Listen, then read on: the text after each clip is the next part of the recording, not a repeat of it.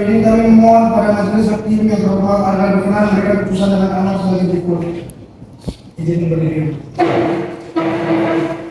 1. Menyatakan menerima nota pembelaan yang diajukan oleh terdakwa dan penasihat hukumnya untuk seluruhnya. 2. Menyatakan terdakwa tidak terbukti secara sah dan meyakinkan menurut hukum bersalah melakukan tindak pidana penipuan junto penyertaan yang diatur dalam pasal 378 KUHP junto pasal 55 ayat 1 KUHP sebagaimana sudah tuntutan jaksa penuntut umum. Membebaskan terdakwa dari seluruh tuntutan jaksa penuntut umum atau setidak-tidaknya melepaskan terdakwa dari segala tuntutan hukum. Memerintahkan kepada jaksa penuntut umum untuk melepaskan terdakwa Jefon Farid Widodo dari rumah tahanan sejak putusan dibacakan. Memulihkan atau merehabilitasi segala hak terdakwa dalam kemampuan kedudukannya, nama baik, harkat dan martabatnya, dan mengembangkan biaya perkara kepada negara. Atau apabila majelis hakim berpendapat terkait terdakwa dan penasihat hukum memohon putusannya seadil-adilnya. Demikian pembelaan yang kami sampaikan atas pertanyaan itu. Terima kasih. Selamat untuk kopinya ya.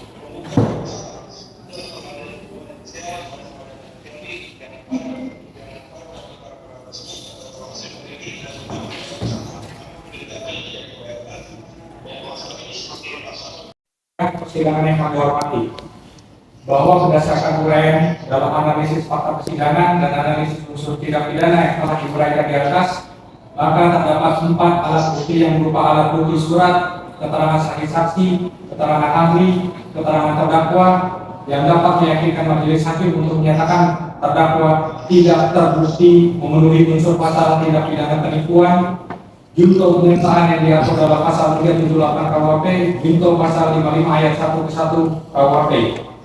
Sebagaimana dimaksud dalam surat tuntutan jaksa penuntut umum, sehingga kami berharap majelis hakim dapat menyempurnakan sebagai alat bukti petunjuk bagi yang mulia majelis hakim dalam memutus perkara terdakwa yang berupa menyatakan terdakwa tidak terbukti meyakinkan bersalah melakukan tindak pidana tersebut dan membebaskan terdakwa dari seluruh tuntutan jaksa penuntut umum atau setidak-tidaknya melepaskan terdakwa sesuai ketentuan hukum dalam pasal 191 ayat 1 dan ayat 2 KUHP.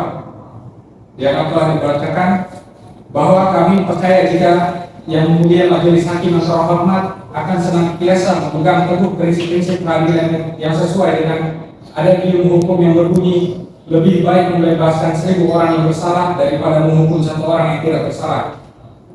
Karena apabila kita sama-sama jujur dalam menilai perkara ini, maka jauh lebih mudah memeriksa terlebih dahulu saksi Moses Tarigan selaku pihak yang ada dalam perjanjian jasa hukum tersebut dibandingkan terdakwa yang sampai dengan saat ini tidak jelas perannya sebagai apa dalam perkara ini. Dan hal ini telah dinyatakan sendiri oleh saksi Moses Tarigan dalam persidangan pada tanggal 25 Februari 2025 dan saksi Gian Fernando Subakti dalam persidangan pada tanggal 20 Februari 2025, saksi Haji Gama Ignatius dalam persidangan pada tanggal 4 Maret 2025 yang secara konsisten menyatakan jika yang membuat perjanjian jasa hukum tersebut adalah kantor hukum Moses Tarigan sendiri dan tidak ada peran terdakwa dalam pembuatan perjanjian jasa hukum tersebut.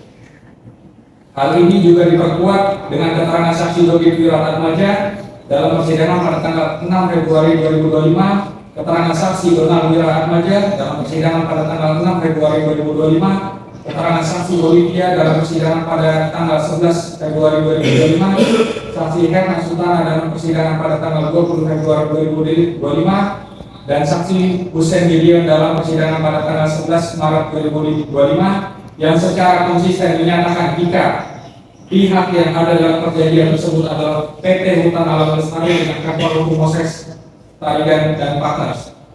Sehingga bagaimana mungkin pihak yang jelas-jelas ada dalam perjanjian hukum tersebut berkasnya sampai saat ini belum disampaikan ke pengadilan bahwa berdasarkan bukti T32 dari terdakwa yang berupa pemberitaan yang narasumbernya langsung dari pihak Polres Jakarta Utara menyatakan jika Moses Rich Owen Tarigan telah melepas masa tahanannya di Polres Jakarta Utara karena masih ada penunjukan dari jaksa.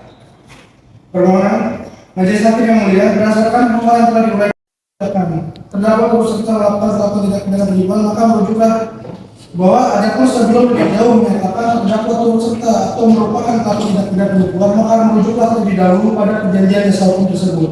Karena apabila permasalahan dalam perkara ini didasarkan dengan gugatan tersebut digugurkan oleh pengadilan negeri Jambi dan pengadilan negeri Sangatta, maka hal tersebut telah terbantahkan dengan adanya surat penundaan sidang dari saksi Dodi Piratmaja selaku direktur utama PT Hutan Alam Lestari sendiri. Selain itu, perjanjian tersebut telah selesai dengan adanya perdamaian dalam PKPU.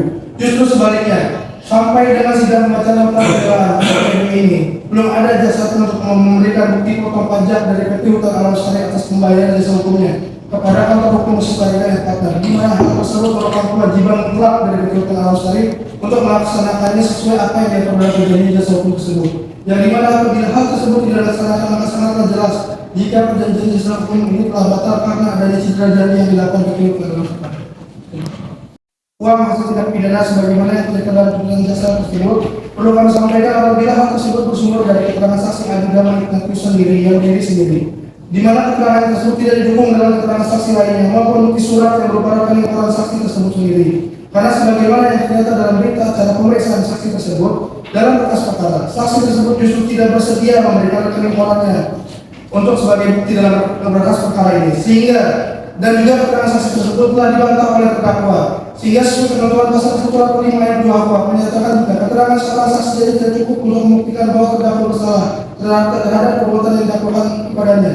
Bahwa berdasarkan ketentuan tersebut yang telah dikaitkan dengan ketentuan pasal 183 KUHP yang menyatakan bahwa majelis hakim tidak boleh menjatuhkan pidana kepada seorang kecuali apabila dalam surat-suratnya dua alat bukti yang sah yang memperoleh keyakinan bahwa suatu tindak pidana benar-benar terjadi dan bahwa terdakwa yang bersalah melakukannya. Maka keterangan saksi tersebut tidak cukup kuat menyatakan jika terdakwa turut serta dalam tindak pidana penipuan ataupun melakukan tindak pidana penipuan turut serta melakukan tindak pidana tersebut.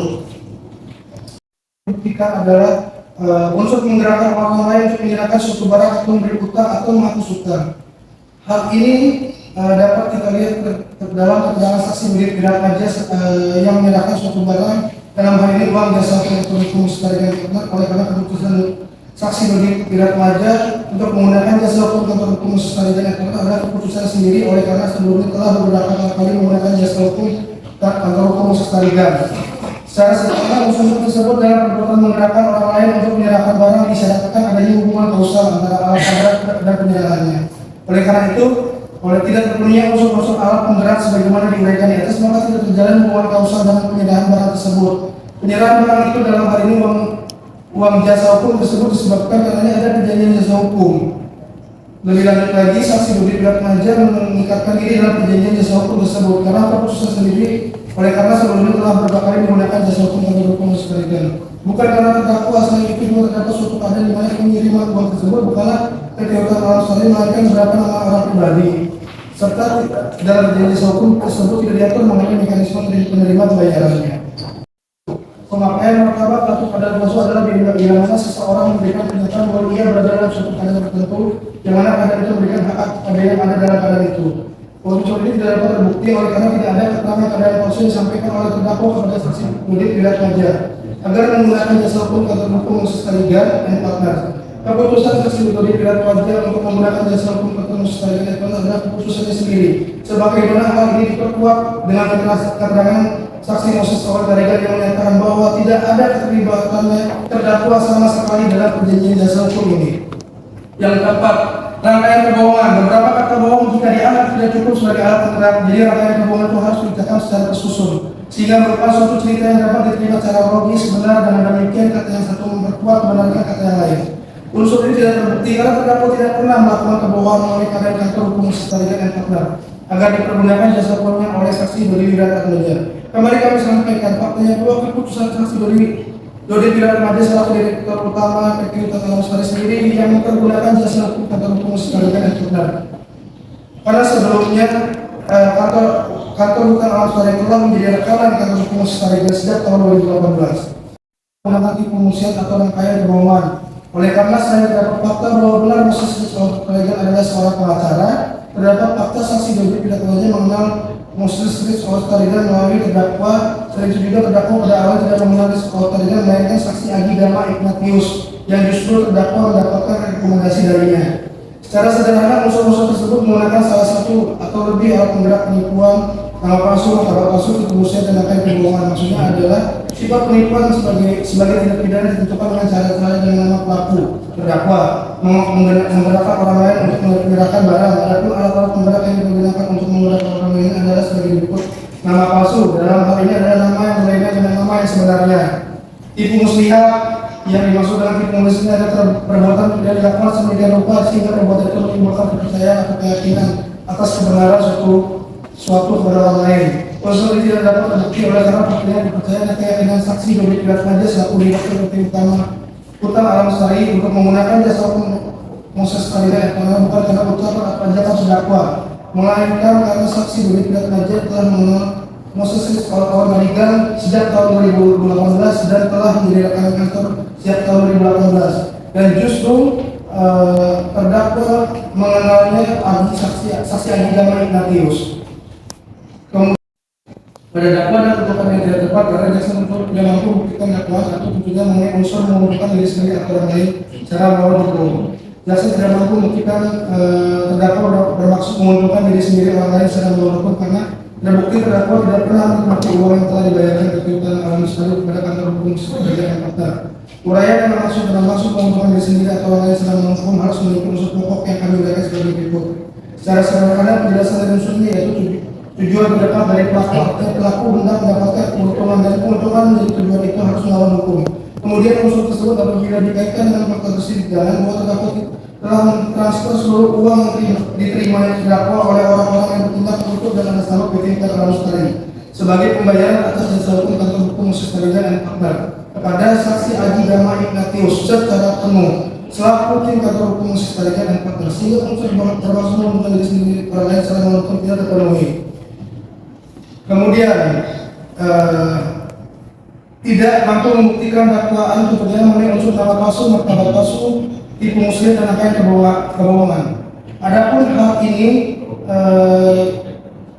bahwa terdakwa menggunakan tidak terbukti menggunakan nama palsu, martabat palsu dengan menggunakan tipu muslihat atau rangkaian kebohongan karena hal tersebut telah terbukti dari keterangan saksi Dodi Wiratmaja yang telah mengenal Moses Kolegan sejak tahun 2018 dan telah menjadi rekanan kantor sejak tahun 2018. Kemudian hal yang tidak dapat menggaransi karena dalam tersebut suatu pidana tidak dapat dipidana karena dia tidak bisa ditarik sebagai pihak dalam pidana. Contoh agen asuransi tidak bisa ditarik apabila polis asuransi tidak dibayarkan. Sehingga berdasarkan uraian tersebut maka terdakwa tidaklah memenuhi unsur tindak pidana penyertaan di dalamnya karena pidana pokok saja dalam hal ini tindak pidana penipuan secara konsisten. 4 ahli pidana dalam berkas perkara Dr. Effendi Saragi, Dr. Flora, Dr. Heri Firmansyah dan juga ahli pidana yang dihadirkan oleh penasihat hukum terdakwa Dr. Heri Jayadi secara konsisten menjelaskan jika tidak adanya unsur tindak pidana penipuan dalam perkara terdakwa ini. Adalah ada perjanjian timbal balik hak dan kewajiban di mana suatu pihak berkewajiban terhadap pihak lainnya. Begitu juga sebaliknya, dalam perjanjian dapat terjadi suatu unsur pidana apabila dalam pasal 1321 KUH perdata itu adanya dua yang paksaan, wali, dihilangkan dan bedrock tipu muslihat, maka dimungkinkan dalam perjanjian itu ada tipu muslihatnya. Pasal 1320 KUH perdata melihat asas kosa yang halal dilanggar di situ, maka dimungkinkan karena kata bedrock dalam pasal 1321 KUH perdata tadi sama dengan kata bedrock dalam pasal 378 KUHP. Tinggal kita kaji apakah bedrock itu masuk dalam 21 tahun perdata atau pasal 378 KUHP. Dalam tipu muslihat itu ada yang ditutup-tutupi dalam perbuatan tersebut. Contoh, saya menjual mobil, kita buat perjanjian, tiba-tiba orang mengaku tidak itu mobil rental.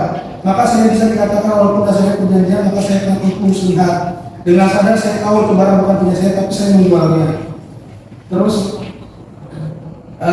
selanjutnya adalah kalau perjanjian misalnya berisi hak dan kewajiban, saya punya hak sebagai PT dilayani jasa konsultan. Saudara lakukan dengan terbaik, tapi kemudian ada misalnya suatu pelanggaran tentang perjanjian itu. Hal itu bisa masuk dalam hukuman prestasi atau uang prestasi itu jelas tidak melakukan diperjanjikan. Maka melakukan tapi sebagian, melakukan tapi tidak selesai. Melakukan di luar diperjanjikan atau tidak pada waktunya. Perjanjian kalau bicara kembali balik menurut pendapat saya itu adalah hukum perdata bukan pidana. Bahwa dimungkinkan dalam perjanjian itu ada bedrock penipuan kalau ada penyalahgunaan keadaan di sana dengan sadar. Tapi kalau bicara uang prestasi itu adalah kedataan karena pidana. Bahwa jika tiap yang tidak ada dalam perjanjian tetapi menggaransi, saya akan menjawab dengan ilustrasi begini. Saya salah kartu kredit dalam satu bank. Saya bilang, Pak, Bu, ikuti daftar jadi member, maka akan terdapat benefit dan itu serta disebut ini dan itu. Lalu karena sekretari Pak ikut, terjadilah hubungan antara bank dan nasabahnya. Tapi tiba-tiba yang perjanjian itu tidak terjadi, tidak mendapat benefit apapun.